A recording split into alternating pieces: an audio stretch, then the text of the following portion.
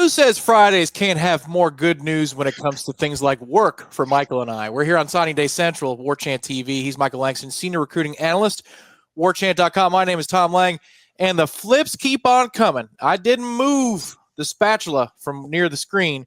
Florida State grabs another four-star prospect, this time edge rusher Tylon Lee. He was an Ole Miss commit. He had some UCF history in his recruitment as well. Michael, tell us about this large edge prospect that is coming to Florida State. Big guy. Yeah, crazy. Just how his situation happened. He's a guy that FSU had on campus a lot. Frequently visited FSU. There was times where he was like he gained a lot of weight. We saw him I think he said he was like 260 when he was on his visit. And he gained like 30 pounds. So it was a really dramatic, change as far as his body and his talent, and just, the skill set started to take off with him. And I think once that started happening, you started to hear more about FSU. The communication started picking up.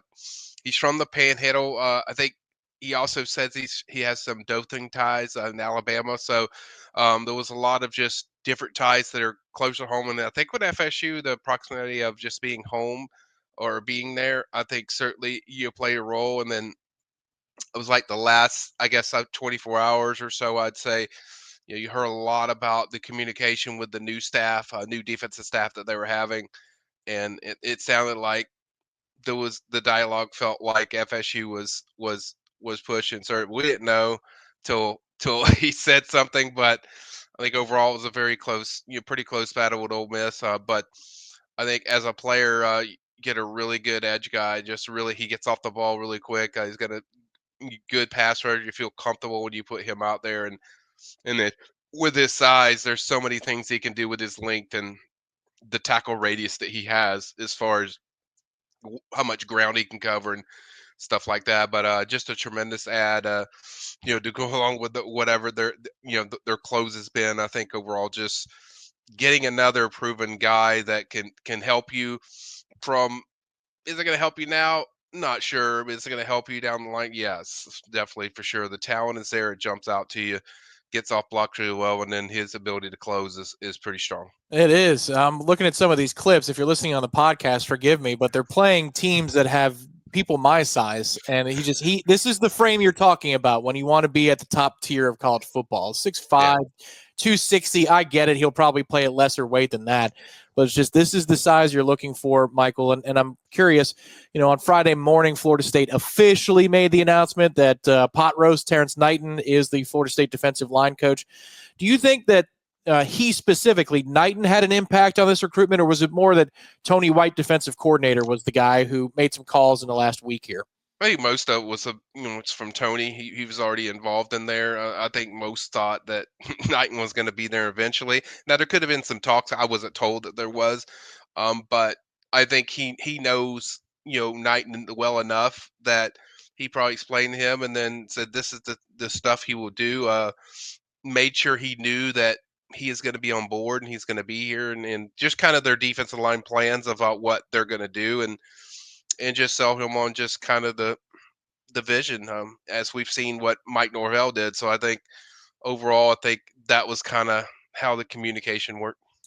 All right, Michael. So now that we're getting close to wrapping up, Florida State's not quite done. There could be something that happens on Friday. Still, Yeah. obviously, there's February yet to come for the high school ranks. But now that you're looking at this in its totality, you've got a flip from Georgia, a flip from Florida, from UCF, now Ole Miss. Florida State has done some heavy, heavy lifting in the last week. Is there a common reason that they've been able to flip these kids, or is it all different stories and different reasons for each one? I think there's probably different things that you would say of why, because different things matter, different additions matter, what on the staff, certainly on defense.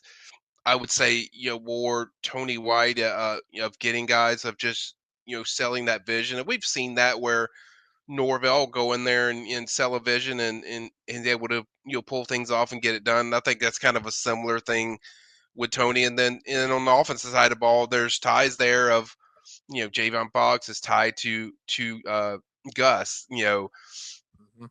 Usman was very impressed with the hire. When they got Gus, he did just research. He had somebody close to him that played for Gus, or I think something like effect. And so I think a lot of it's just the effect of the coach, but also I think it's too the belief in, and I think this is the bigger point, the bigger belief in these prospects and these recruits in Mike Norvell, and just kind of the changes that were going on, and just his strong belief. Because I don't know about you, Tom, I saw a different shift of his personality with Mike Norvell the last 2 or 3 weeks. Yep. So I think when you see that, and recruits see that, and recruits watch these things, they see what's going on with their potential future coach. I think that does have an effect, and he does 100% believe in this vision of what they're doing.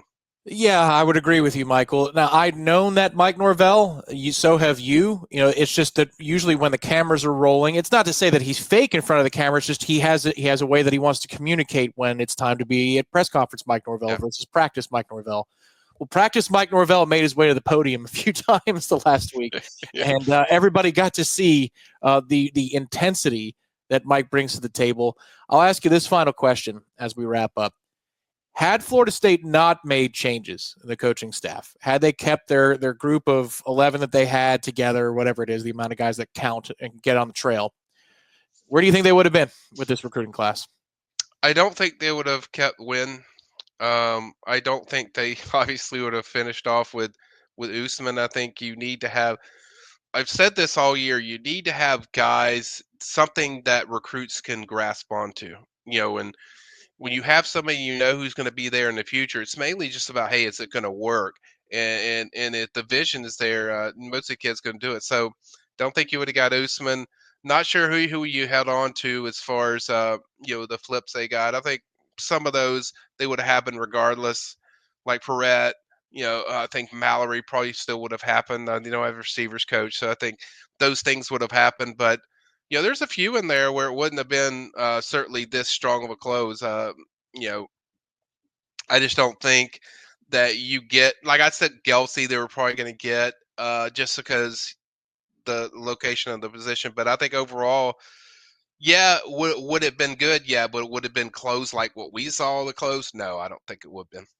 Well, now we all pivot to, in short order here again, there might be some loose ends for the premium recruiting board for high school recruiting, but head over to the PRB on warchant.com for transfer portal talk.